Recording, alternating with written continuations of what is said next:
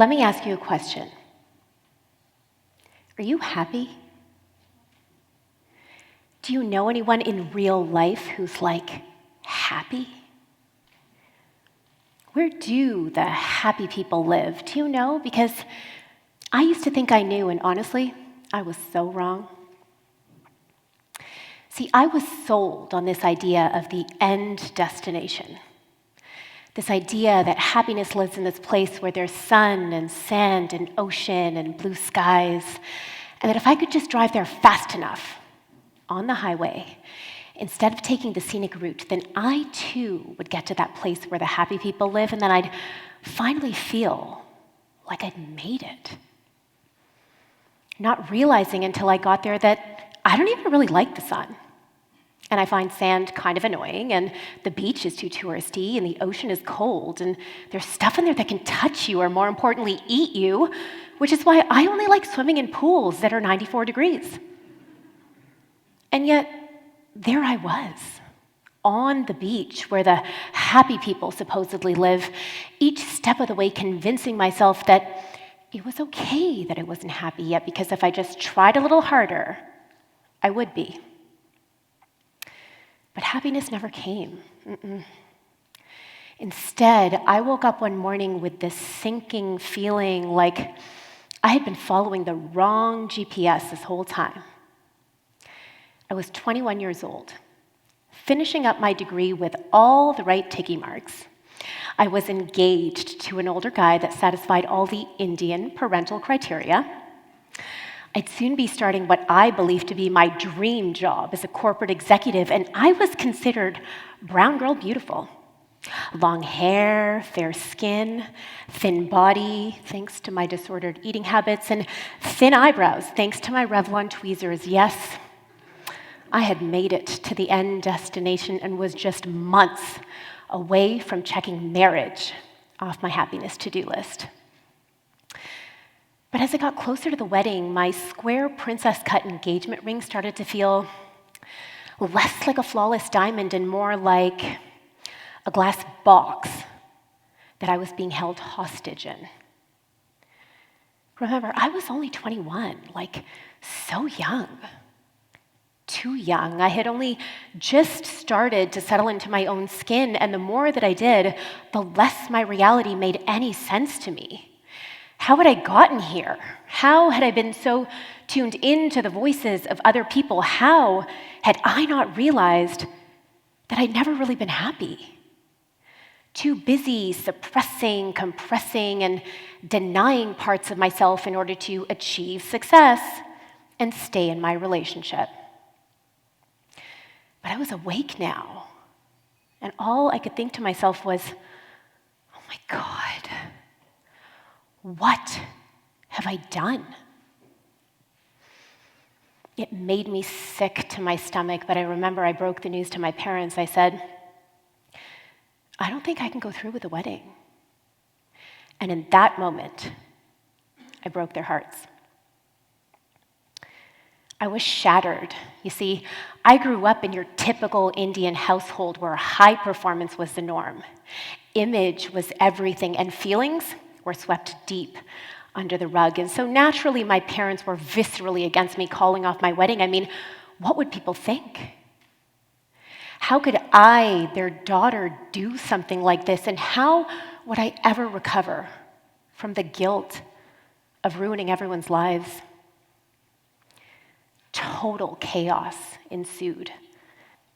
I was 2 weeks out from my first wedding event. All my family from India had already arrived, and there I was, backed into a corner, having a literal panic attack on the bathroom floor. I felt so trapped by the shame of it all. It felt too early for me to be making the biggest mistake of my life, but which choice would be the biggest mistake? Following through with the wedding because this was all I'd ever been taught, or calling it off and then facing the unknown. I chose the unknown, and the unknown was me. This one single decision changed the entire course of my life. I called off my wedding. and I quit my job. And I cut my hair, which, by the way, is practically the Indian version of getting a face tattoo. And then I became a personal trainer and nutrition specialist, and I launched myself into the world of social media in order to inspire others back to their version of health. You see, by tuning in to who I really was, I was able to begin living a life guided by my internal compass, my voice, not what had been projected on me through my culture and my parents and the random aunties who always seem to have opinions about everyone else's lives except their own. You know which aunties I'm talking about. Look, I'm not saying it was easy. The unlayering took a lot of work. I had to let go of the idea that as an Indian woman, I needed to be dainty and frail with long flowing hair in order to be considered beautiful. I had to let go of the idea that I needed to have a high-paying corporate career in order to be considered successful. I had to let go of everything my parents had taught me about life, this idea that getting all the ticky marks would eventually lead me to happiness. Social media provided me an opportunity to actually explore all of this, and it was so interesting. For a while, it felt so good. It was just right. This was the new me, clear and in control, like a really good deodorant. Until the sinking feeling slowly started to come back again. At first, it was kind of insignificant. I wasn't really sure, the way you're like, was that just the faint jingle of the ice cream truck I heard in the background? No, it couldn't be, because I was healed, wasn't I? But then the feeling became more palpable, and it felt sickly familiar. As I sat with it, I knew what my gut was trying to tell me. I had all these thoughts racing through my head like, why don't I have more followers? How come the pores on my face are visible in pictures? Should I get my PhD so that I'm finally a doctor? Maybe if I focus on building out my curves, then I'll look Instagram fit. There I was, back in the car, racing towards the damn beach. You see, after a couple of years of living in the world of social media, I realized this one haunting truth. Social media is the ultimate Indian parent. Let me explain. Indian parents, they're incredible. Honestly, in fact, on behalf of most Indian children, let me just say, we love and value and appreciate our parents deeply. But growing up, I bought into my parents' very strong ideas of who I should be. I did everything I could possibly do to satisfy their requirements, and I never felt quite good enough. Social media, love it. God, we love the machine so damn much for what it brings to our lives, and yet we feel suffocated by the pressure. We hate the expectations, and we resent all the evaluation criteria that just don't fit who we really are. The two are different, obviously, but their impact is actually the same. This was a hard one for me, I'm not gonna lie. How had I spent the better part of my 20s course-correcting my entire identity, re-examining everything I had been sold as the formula for happiness, only to find myself back in the same race again in my 30s? It happened because this is the world we're now living in. Look, I'm just gonna say it, okay? I may have grown up with Indian parents, but frankly, now you all are too. This entity that is defining happiness for you, that is shifting your reference points on success, that is causing you to question every bit of who you really are, this is social media. I grew up in the comparison game, reports coming back to me on whose child has the best grades or is getting the highest paying job. My reference point on success was all 850 of our family friends. And you better believe I did my best to keep up.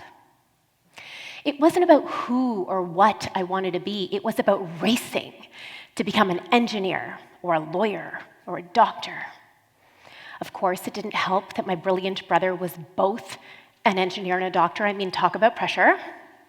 But that aside, I chased that version of success because that's where I was told the happy people live. Our reference point now is the entire globe. Every single person on social media changing our interpretation of what the perfect end destination looks like. We can't even stay in our own lanes anymore. We're not comparing like for like. Now you want to be the best at it all. You see someone juggling motherhood impeccably and you think, I gotta try harder. You see someone becoming an astronaut and you think, what? I would have done that too if I had known. An entrepreneur sells their company for big money and you're like, oh my God, what does this mean for my career when you're not even self-employed? We do this to ourselves, right? Careers, relationships, our bodies, taking picture after picture, hoping that in the next shot your body's gonna look perfectly snatched. Contorting yourself with obscure angles just to look as good as the random influencers going on diet after diet because apparently happiness is just 10 pounds away. And if you can get there, like all the other beautiful people online, then you too will get to feel good in your own skin because that's where the happy people live. Look, I get it. I used to believe it too. In fact, I tried desperately to crack the code for more than 10 years, yo-yo dieting, on the wagon, off the wagon, again and again and again. If you've been living this way, I want you to ask yourself, is this what I want? Like, is this what I want for myself? Because it doesn't have to be this way. And I got to the point where I realized I didn't deserve to feel this way. I learned that I could choose differently, and so can you. And yet so many of us aren't doing it because we're tuned into this machine that is telling us that we need to achieve this perfect persona with the skin and the money and the body and the followers. We've been taught to believe that this is what society values, and so we're mindlessly playing the game, just like I was, chasing a version of perfection that we all accidentally agreed upon when we didn't know any better, only to be killing the magic of who we really are along the way. But look, we know better now. Like, we actually know that this is ruining us. I mean, the stats speak for themselves. The Detoxify Beauty survey conducted by Dove found that 59% of girls with lower body esteem regularly distort their photos before posting on social media, and that 37% of all girls, don't feel beautiful enough in their own skin without any photo editing. I mean, come on. Come on. This isn't what we want for ourselves. This isn't what we want for our children. And yes, you could dismiss all of this and say, well, whatever, like, why don't we just get off social media? The same way you could have said, well, why didn't you just tell your parents to F off? But you know better than that. This is not that simple. This is decidedly gray.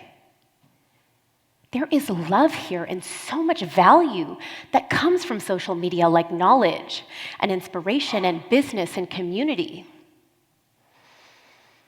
So then where do we go from here? Not surprisingly, and kind of like underwear, there is no one-size-fits-all solution. Sure, we can blame the social media platforms the same way that I used to blame my parents. But change will only come when we recognize that the shift is ours to make. It's our responsibility because we've all been the co-creators of this new distorted reality, success, beauty, viral TikTok dances that nobody wants to be doing. It starts with awareness. You have to surrender to your feelings. I had to look at the role that I had been playing in my life to see that I had given up all my power because it was easier for me to blame my parents than it was for me to have the courage to be myself. We our social media. And the choices we make have the power to shift the reference points, to change the destination. Because you don't have to like the beach with all its freezing cold water and creepy seaweed. And it's okay if driving makes you carsick and you need pit stops along the way so that you don't vomit.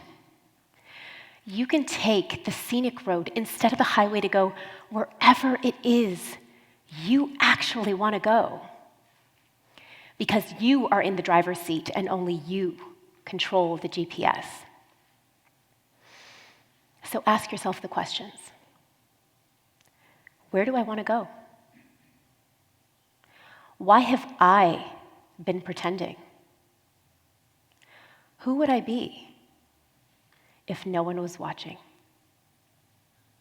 Thank you.